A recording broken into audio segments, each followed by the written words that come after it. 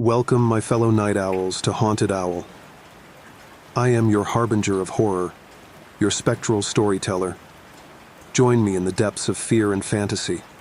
Like, subscribe, and let the nightmares begin.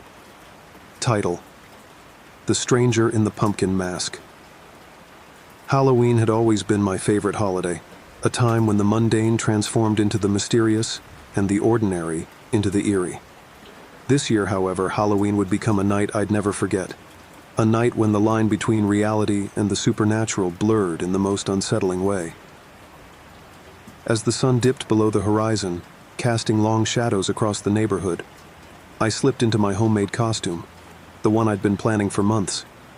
I was a spectral pirate, my face concealed beneath a tattered black bandana, and my eyes gleaming like ghostly embers through a mask of skeletal pirate bones. With my friends in tow, we embarked on our annual trick-or-treat adventure. The crisp autumn air carried the scent of fallen leaves and mischief. As we navigated the labyrinth of streets, we came upon a dimly lit corner where an odd man stood beside a table covered in a tattered orange cloth. His costume was a stark departure from the whimsical and the supernatural. He wore a dingy overcoat, and his face was obscured by an unsettling pumpkin mask. The mask was grotesquely detailed, its eyes hollow and vacant, and the mouth stretched into a maniacal grin. My friends and I exchanged wary glances as we approached. The man said nothing, merely gesturing toward a bizarre array of trinkets and peculiar objects laid out on the table. A collection of moth-eaten dolls, tarnished pocket watches, and ancient-looking keys, each with a rusted tag, dangled from hooks and strings. The flickering candlelight cast eerie shadows on his features, making it impossible to discern his intentions. Feeling a sense of unease, I decided to pass by, but the man's cold, gloved hand clamped down on my shoulder. "Choose wisely," he rasped, his voice a chilling whisper. "One trinket, one story. Your fate awaits." I hesitated, my heart pounding in my chest. My friends urged me to continue, but the mask and the mysterious aura that surrounded the man drew me in. I reached for a tarnished key with an ancient tag and placed it in my bag. With a sinister grin, the man released me, and my friends and I hurriedly moved on, leaving the bizarre encounter behind. As the night wore on, I couldn't shake the feeling that the key I had chosen held a significance beyond my understanding. Our night of fun and frights continued, but a lingering unease gnawed at my mind. The man with the pumpkin mask haunted my thoughts, and the key in my bag seemed to pulse with an eerie energy. What was its story, and what fate had I unwittingly invited into my life? As the clock struck midnight, I made my way home, my friends' laughter and chatter fading into the distance. In the dim glow of the moon, I examined the key more closely, my fingers tracing the worn tag. It bore a single word: consequence. That word would forever haunt me, a constant reminder of the Halloween when I encountered the stranger in the pumpkin mask, and my choices led me down a path of unexpected and chilling consequences. Title: The Elusive House on Hawthorne Street.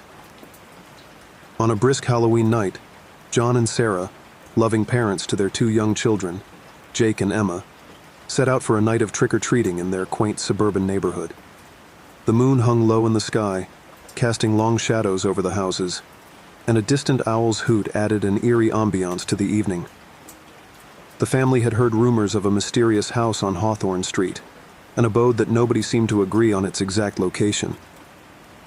It was said that the treats it offered were unmatched, but the route to find it was fraught with peril.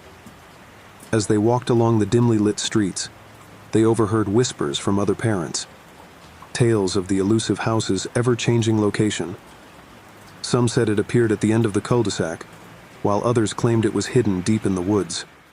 With their children's excitement driving them forward, John and Sarah decided to take on the challenge of finding the enigmatic house. They followed the vague directions whispered among neighbors, each set of instructions leading them further into the darkened heart of the neighborhood. After what felt like hours of wandering, they came across a seemingly ordinary house on Hawthorne Street. It had a welcoming porch adorned with carved pumpkins, and a warm golden glow spilled from its windows. They approached with anticipation, Jake and Emma's little fingers gripping their candy bags tightly. A kindly elderly couple answered the door, their smiles as sweet as the treats they offered. The children eagerly collected candies from the bowl, and the parents exchanged friendly conversation with the homeowners, relieved to have found the elusive house. But as they turned to leave, something felt amiss. The street they emerged onto was unfamiliar, and the other houses had a strange, decrepit quality. Panic began to gnaw at John and Sarah as they realized they were lost, and the comforting house on Hawthorne Street had vanished. They retraced their steps, but the more they walked, the more the streets seemed to shift, leading them further into an unsettling, otherworldly neighborhood. The moon above shone with an eerie, unnatural glow. As the minutes turned into hours, the children's candy bags grew heavy, and their laughter faded into exhaustion. John and Sarah's hearts sank, realizing they had been lured into an unknown realm by the mysterious house's magic. Desperation gripped them, but they knew they had to keep their children safe. They huddled together, clinging to their love for each other and their determination to find a way home. With an immense effort, they finally broke free from the maze-like streets. Exhausted and shaken, they stumbled back into their own neighborhood, greeted by familiar houses and well-lit streets. The clock had barely moved, and it was as if they had never left. The elusive house, it seemed, had toyed with them, testing their resolve. John and Sarah returned home with their children, their bags of candy nearly forgotten. The Halloween adventure had taken an unexpected and terrifying turn, but they knew they would forever remember the chilling night they faced the house on Hawthorne Street, a house that played tricks more bewildering than any treat it offered. Title: The Pumpkin Patch Stalker. Halloween night had always been a favorite of mine, and this year, I decided to explore a new tradition. A friend had mentioned a remote pumpkin patch that was known for its unique, oddly shaped gourds and the enchanting atmosphere that surrounded it. Eager for a different kind of Halloween adventure, I made my way to the patch, deep in the rural countryside. The moon hung low in the sky, casting eerie silhouettes as I entered the patch. The pumpkins, with their bizarre contortions and grotesque forms, indeed lived up to their reputation. They seemed like the product of a demented artist's imagination, rather than nature's hand. As I marveled at the bizarre fruits, I noticed a man standing amidst the pumpkins. He was tall and gaunt, with disheveled hair and a hunched posture. His eyes, hidden beneath the shadow of his hat, seemed to bore into my soul as I approached. "Beautiful night, isn't it?" he croaked, a sinister grin breaking across his face. I nodded nervously, unable to shake the feeling that something was off about this man. He looked out of place in the serene pumpkin patch, as though he were a living embodiment of the patch's eerie vibe. I continued to browse the pumpkins, but the man never moved. He stood there silently watching me, and I could feel his eyes following my every move. Goosebumps prickled my skin as I sensed his malevolent presence growing with every passing moment. Unable to bear it any longer, I decided to leave the patch and hastily made my way to the exit. But as I looked back, I saw the man had moved closer, still grinning that unsettling grin. "Leaving so soon?" he hissed, a dangerous glint in his eye. I quickened my pace, but the man began to pursue me through the rows of grotesque pumpkins, his sinister laughter echoing through the night. My heart pounded as I realized I was not alone in the pumpkin patch. This Halloween adventure had taken a chilling turn, and I had no choice but to run, praying that I could escape the clutches of the pumpkin patch stalker before it was too late.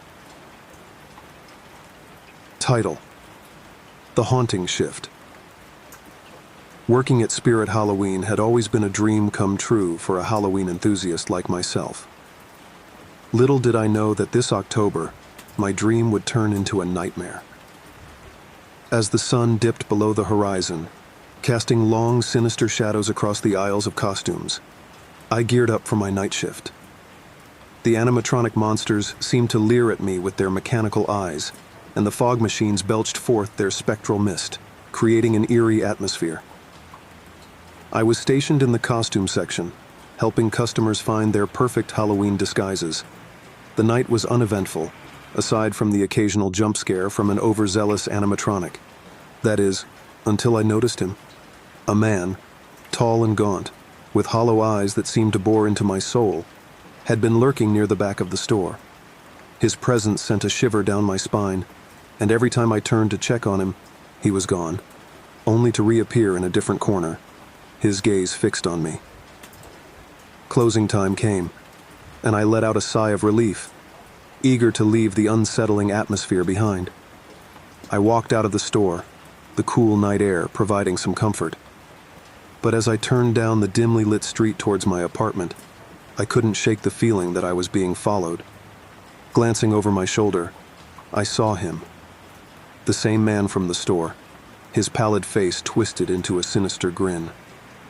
Panic surged through me, and I quickened my pace, hoping to outdistance him. But no matter how fast I walked, he was always there, lurking just at the edge of my vision. I rounded a corner, hoping to lose him in the labyrinthine streets. But when I looked back, he was gone. Relief washed over me, and I slowed my pace, convincing myself that it had all been a figment of my imagination. But then, just as I approached my building, I heard it. The soft shuffle of footsteps behind me. I turned, and there he was, closer than ever. His breath came in ragged gasps, and his eyes burned with an unsettling intensity. I sprinted towards the entrance, fumbling with my keys in a desperate bid to unlock the door. As I slipped inside, I dared a glance back, but he was gone. I locked the door behind me, my heart pounding in my chest. That night, I couldn't sleep, the memory of that man's haunting stare etched into my mind. I couldn't shake the feeling that he knew something about that Spirit Halloween store, something about me. From that night on, I avoided that store at all costs, but I could never shake the feeling of being watched, of being followed. And every Halloween, when the nights grew long and the air grew cold, I couldn't help but wonder if he would return, his presence lingering just beyond the edge of reality, waiting to haunt my dreams once more.